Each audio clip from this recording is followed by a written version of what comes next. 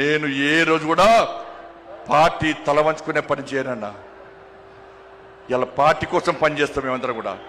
ప్రతి భారతీయ జనతా పార్టీ కార్యకర్త జై శ్రీరామ్, భారత్ మాతాకి జై అని నేను భారతీయ జనతా పార్టీ కార్యకర్తనని చెప్పి తలెత్తుకొని సగర్వంగా తలెత్తుకునే విధంగా పనిచేస్తుంది తప్ప పార్టీకి తల వంచే పని చేయనన్నా.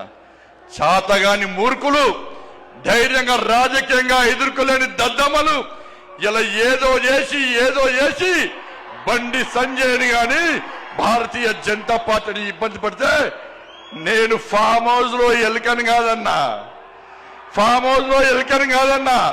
నేను నా అయ్య పేరు చెప్పి రాజకీయాలు రాలేదన్నా, నా తాత పేరు చెప్పి రాజకీయాలు రాలేదన్నా, ఏదో జెండా పెట్టి ఎత్తే రాలేదన్నా.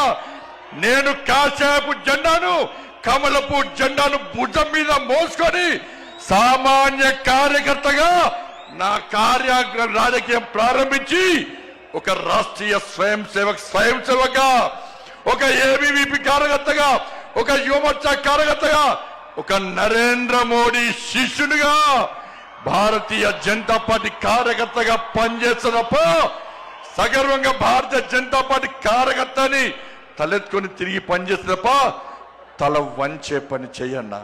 నన్ను నమ్మండి అన్నా, తప్పుడు ప్రచారం నమ్మకండి అన్నా. మా ఎంబడి ఉండండి, ఇక వదిలిపెట్టే ప్రసక్తే లేదు.